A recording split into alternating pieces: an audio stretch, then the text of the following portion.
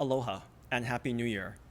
It's so wonderful to join you in celebrating the life and teaching of our founder Shinran Shonin on this observance of Hoonko. Thank you to Reverend Sukahara for inviting me to share with you today. The pandemic has impacted our lives in so many ways, hasn't it? For example, our temple preschool has done a wonderful job of adapting to the numerous COVID safety guidelines to keep our students and teachers safe. However, one of the guidelines is that the entire school is not able to be together in one place. And so, because of this change, one of the things I miss the most is spending time with our preschoolers during their monthly temple visit. Greeting their joyful faces at the door, sharing a story together, and talking with them was truly the highlight of my day. Despite being there to learn from me, I always came away with my heart full and lessons learned. Let me share with you a short story from the Buddhist tradition that reminds us of how there are teachers within and all around us. Many centuries ago, a young novice monk traveled alone in the mountains of Tibet. He wandered about penniless, begging for a meager meal from time to time. One day, just as evening fell, he found himself on a bitterly cold mountain pass. But there, tucked in a high plain, he noticed a small home. He knocked upon the door, and when it opened, a grizzled ancient couple greeted him. They welcomed the young monk into their home, allowing him to escape the icy mountain wind. Because it is an honor to feed a monk, they cheerfully readied a wonderful supper for their guest. At some point during the meal preparations, the old man went outside to herd his cattle into the night pasture. And the old woman went to fetch some water at the well. They left the young monk alone, tending the fire. But suddenly, shouts from the house echoed from cliff to cliff in the mountain meadow. "Thief! Robber!" they heard the young monk shout. "Get out and never come back!" The monk created such a noisy tumult that the old man and woman hastened back as quickly as their old legs would run, pitchforks and hoes in hand, to deal with the thief.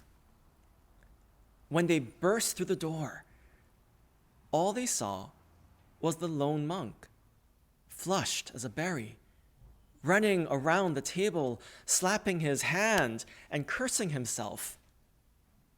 On the table was an open tea container with a few leaves scattered about. "Thief!" he admonished his right hand and held it high. "If I ever catch you trying to steal a little something again, I will be rid of you."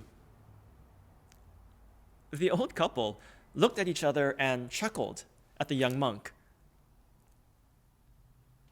They served him a fine supper and offered him a warm place to rest for the evening. The monk bowed respectfully and thanked them for their generosity. But he wanted to resume his homeless life that very night. Before he left, however, the young monk pronounced that on that evening, in their house, he met his inner teacher, from whom he would never again part. And he thanked the old couple and went along his way. So, who are the teachers in your life, and what lessons do they share? How does the dynamic activity of Amida Buddha's wisdom and compassion teach us about ourselves? This life of continual learning and growth is the Nembutsu path that Shinran taught. This is why we honor his memory each year during Ho'onko, offering our gratitude for the life of universal awakening he shared with us. Children, by their nature, are natural teachers.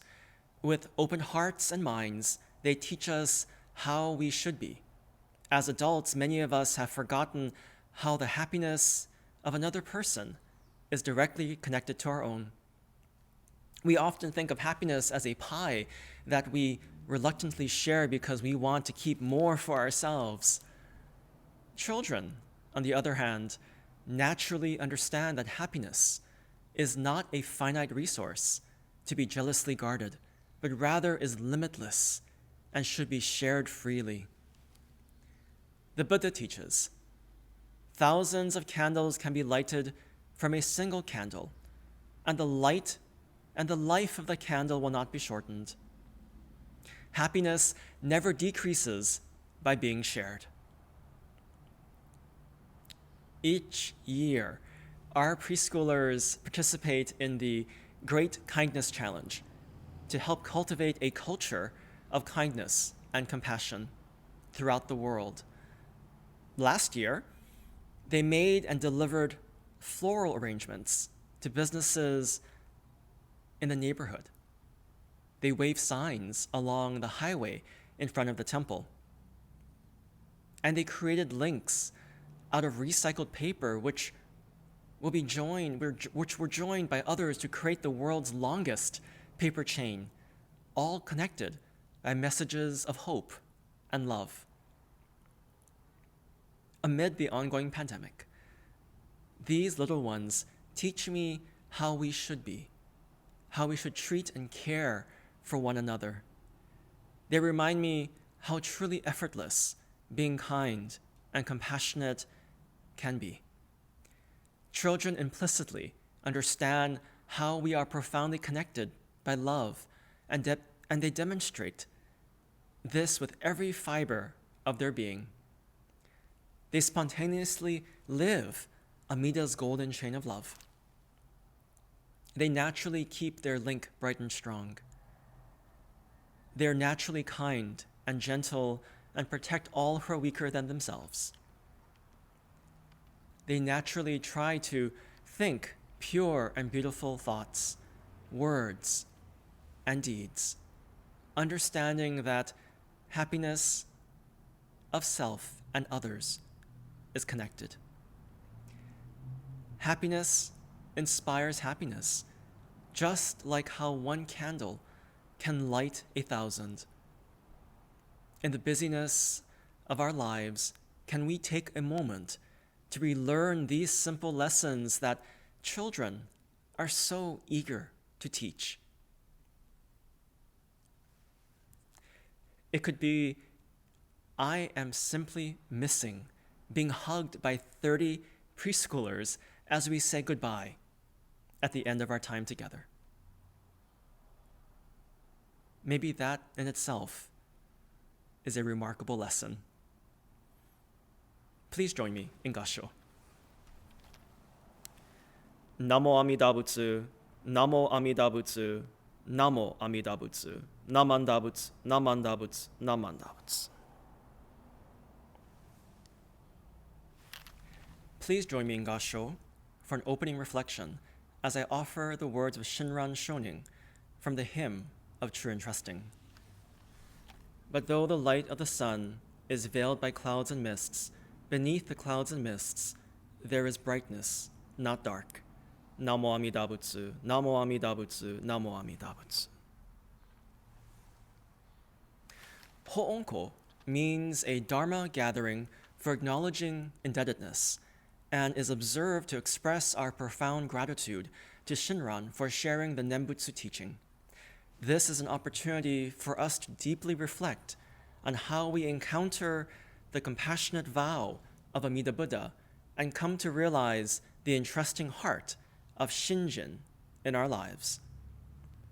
As we begin a new journey with the turning of the year, we pause for reflection, rest, and renewal.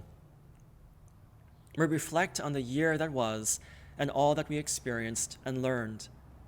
We seek rest from the weariness caused by overcoming the many challenges we've had to face.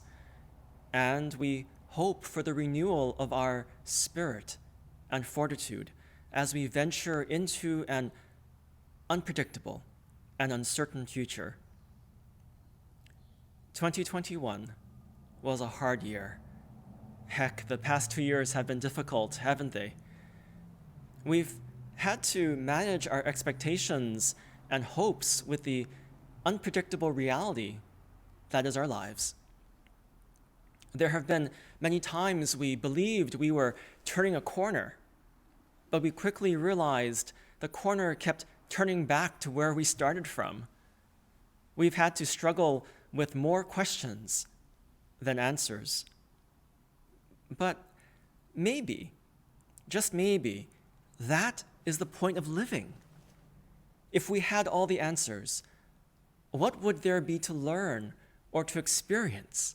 How would we grow without having to live the questions of our lives?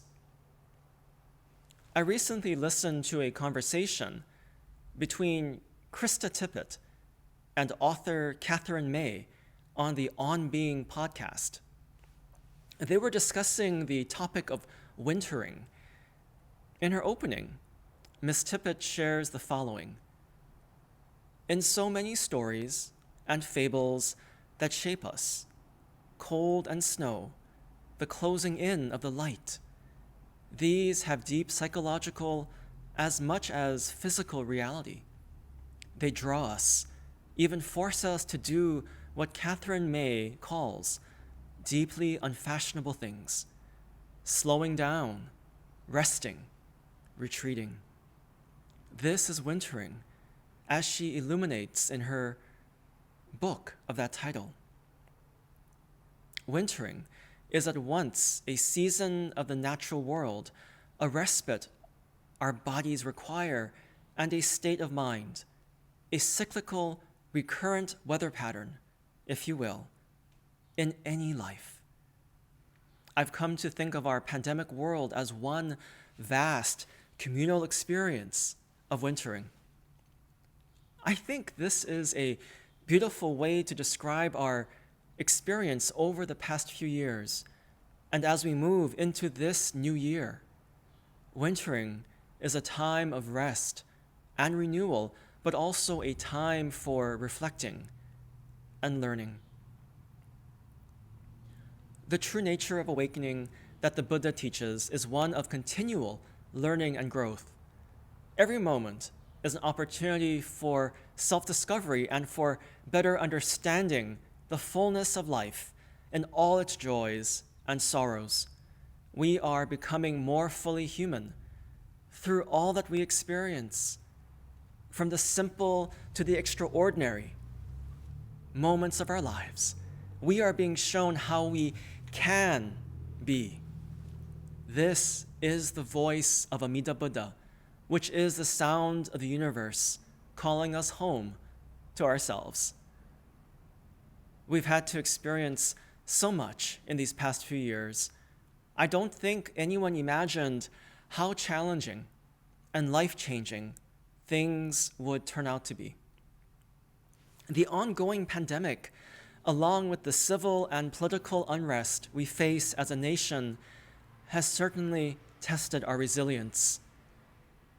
This darkness in the world often seems overwhelming, and we've been desperately searching for some glimmer of hope. A while back, my former seminary instructor at IBS, the Reverend Dr. Seigen Yamaoka, a retired bishop of the Buddhist Churches of America, posted the following on his Facebook. To come out of darkness, we must open our eyes to the light. To come out of darkness, we must open our eyes to the light. These simple yet profound words powerfully remind me of how we are capable of cultivating hope in times of difficulty and how living through the pandemic has indeed had moments of light. We should reflect on how we have adapted and risen to meet our challenges with determination and grace. We should also celebrate the healing power of connection and human kindness, which have been bright lights on our journey through this long darkness. The holidays were difficult again this year as we navigated rising cases, COVID fatigue, and stormy weather. In preparation, I read many interesting articles for dealing with our emotional and mental health, and a common piece of advice experts offered was to reflect on and to practice gratitude. I know this is easier said than done, especially when life has been so difficult and so challenging. However, cultivating a heart of gratitude is an essential part of the Shin Buddhist path. Gratitude is a powerful spiritual practice that can transform and heal, and is a way of fortifying our resilience in times of difficulty. Keeping Reverend Yamaoka's words in mind, I've begun reflecting on my journey through the past few years, with all of its struggles, as well as the moments of light that have kept me going. In this deep self-reflection, I've discovered a glimpse of my true self, which is sustained by all things. For me, this is the profound spiritual practice of hearing, reflecting, and responding to Amida Buddha's voice of compassion, working, calling in my life. Let me share with you what I mean by this. Since the pandemic began, there have been many days where I simply could not see the light despite the sun shining all around me. The daily struggle of putting one foot in front of the other, trying to manage the chaos of life, narrowed my vision and dimmed my perception. However, there are moments of human kindness that pierce through the darkness, revealing the light that is ever present in our world. During the height of the pandemic, after a particularly rough day at the office, I returned home to find a bag of fruits and vegetables on the wall next to my garage. There was no note, but I knew exactly who had left it. From time to time, this temple member generously shares the bounty from his garden.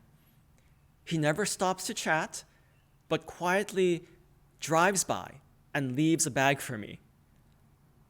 I never managed to catch him, but I have seen him drive away a few times. However, I take that back.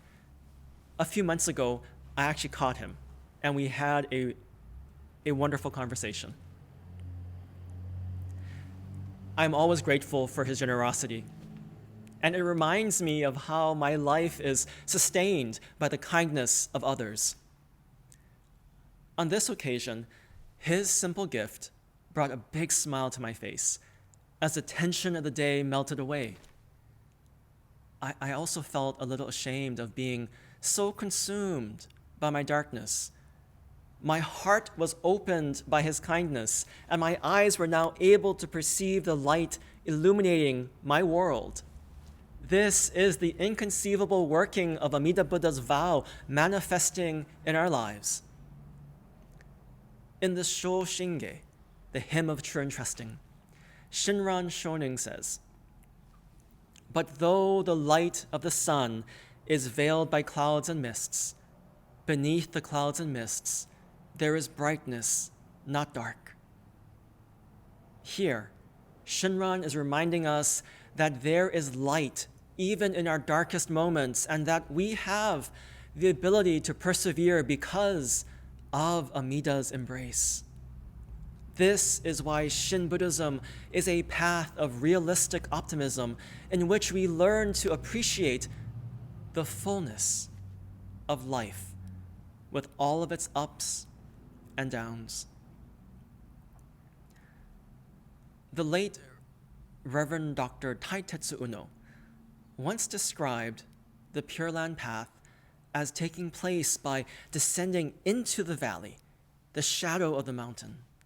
He believed that it was in the valley and shadows where Shin spirituality flourishes because it is where we encounter the dynamic working of Amida Buddha's wisdom and compassion. This metaphor illustrates Shinran's fundamental spiritual insight of accepting our full humanness, which leads us to a life of transformation, of healing, and compassionate action. Shinran's spiritual path was one of critical self-reflection about his limitations as a human being by awakening to the activity of perfect wisdom and compassion in his life.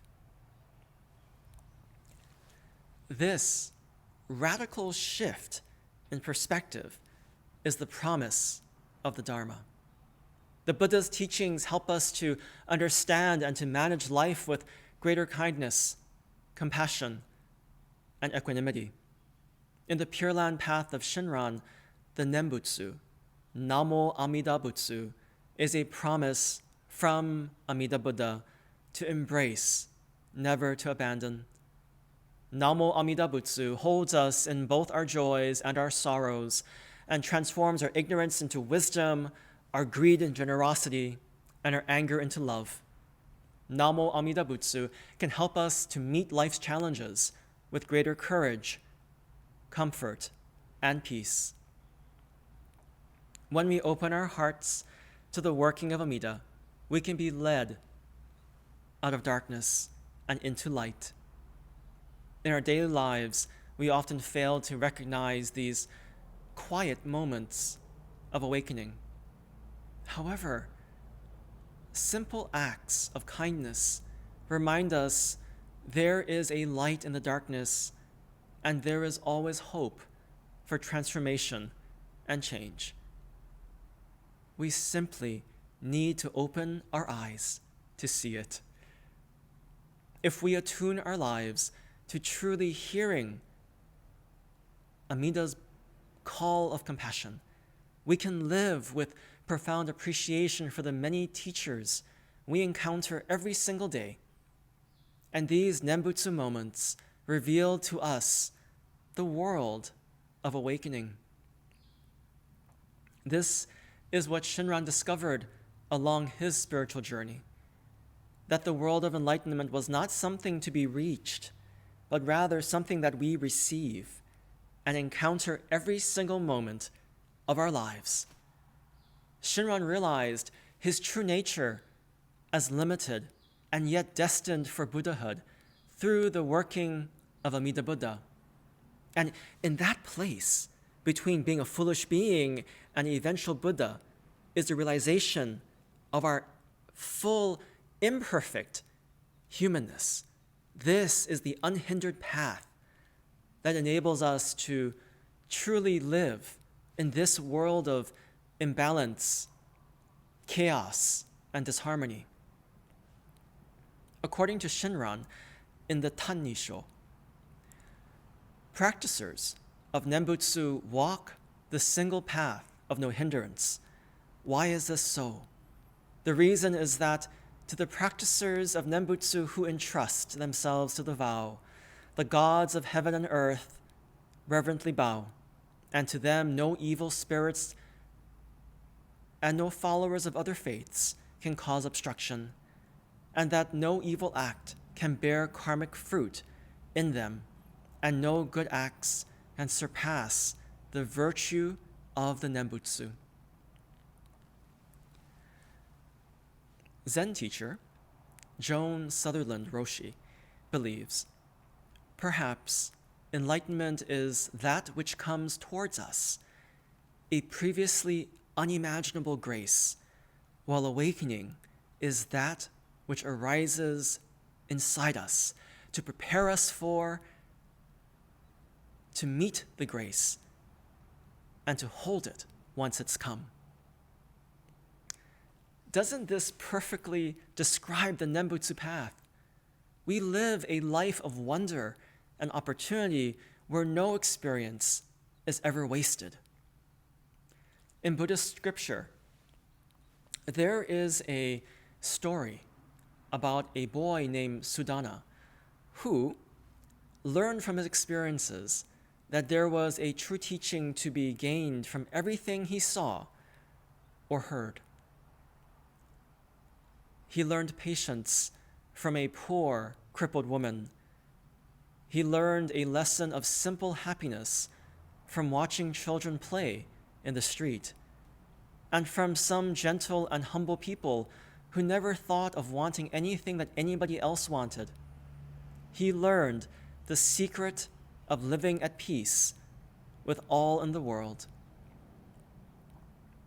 He learned a lesson of harmony from watching the blending of the elements of incense, and a lesson of thanksgiving from the arrangement of flowers. One day, passing through a forest, he took rest under a noble tree and noticed a tiny seedling growing nearby out of a fallen and decaying tree, and it taught him a lesson of the uncertainty of life. Sunlight by day and the twinkling stars by night constantly refreshed his spirit. Thus, Sudana profited by the experiences of his long journey.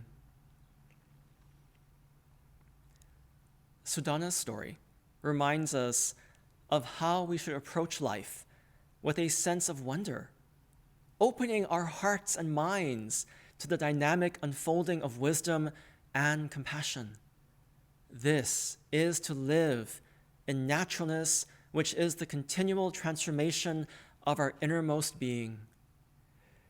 This is the Nembutsu path that Shinran followed, where our ordinary life is the proper place of learning, practice, and awakening. Each new year begins in winter, which is a natural time of rest and renewal for our bodies and spirits. This is a time of letting go and going within so we can begin again with hope and a renewed ability to perceive the cry of awakening in all things.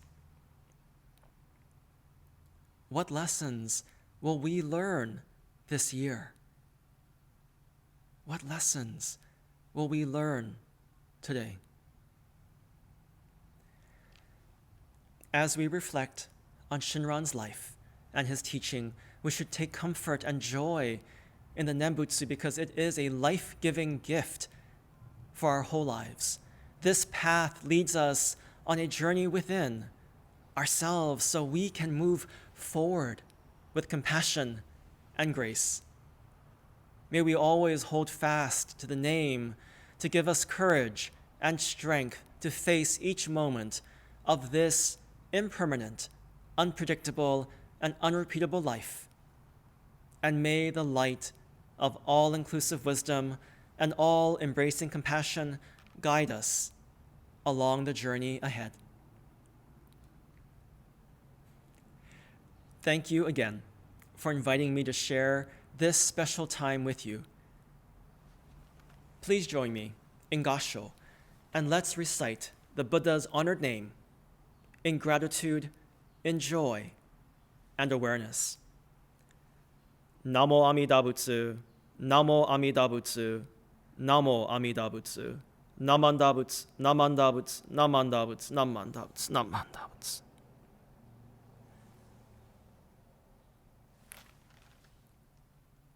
Mahalo.